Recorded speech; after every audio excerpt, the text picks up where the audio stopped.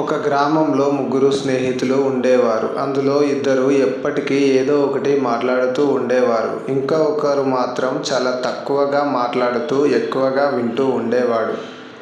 అది చూసి మిగతా ఇద్దరు స్నేహితులు అతనిని సైలెంట్ మ్యాన్గా హేళన చేస్తూ పిలిచేవారు. అయినా సరే అతను అవన్నీ పట్టించుకోకుండా వారితోనే కలిసి ఉండేవాడు.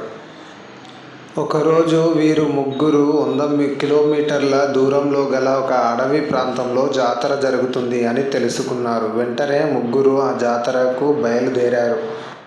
అడవి ప్రాంతంలో జాతర జరుగుతుండడం వలన అక్కడ చాలామంది జనాలు గుమిగూడారు. వీరు అక్కడికి వెళ్ళి ఏం జరిగింది అని అడగగా అక్కడ ఉన్న జనాలు వీరితో ఇలా అన్నారు.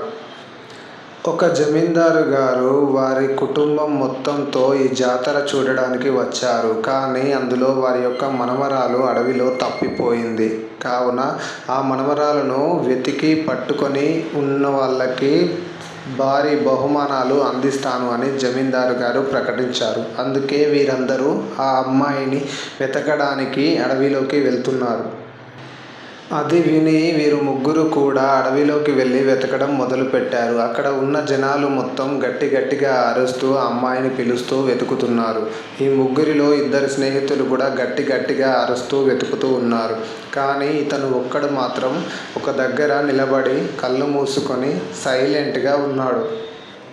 అది చూసి అక్కడ ఉన్న జనాలు అందరూ నవ్వుకున్నారు. అయినా సరే అతను అవేం పట్టించుకోకుండా సైలెంట్గా ప్రకృతిలోని ప్రతి సౌండ్ని వింటూ ఉన్నాడు. అప్పుడు అతనికి ఎదురులో దగ్గరగా ఉన్న ఒక పొదలో చిన్నగా ఏడుపు సౌండ్ వినిపించింది.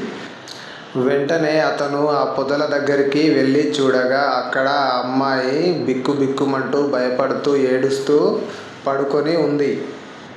వెంటనే ఆ అమ్మాయిని తీసుకెళ్ళి తన తాతగారు అయిన జమీందారు గారికి అప్పచెప్పాడు. అప్పుడు జమీందారు గారు సంతోషించి భారీ బహుమానాలు ఆ అబ్బాయికి అందజేశారు. అప్పుడు అక్కడ ఉన్న ప్రజలందరూ మరియు అతని స్నేహితులు కూడా అతని యొక్క తెలివితేటలకి మెచ్చుకున్నారు. అందుకే ఎప్పుడైనా అతిగా మాట్లాడడం కంటే తక్కువగా మాట్లాడి ఎక్కువగా వినడం చాలా మంచిది అని అక్కడ ఉన్న ప్రజలకి మరియు అతని స్నేహితులకి అర్థమైంది. ఇంకా మన ఛానల్ని ఎవరైనా సబ్స్క్రైబ్ చేసుకోకపోతే వెంటనే సబ్స్క్రైబ్ చేసుకొని నాకు సపోర్ట్ చేయండి. Thank you.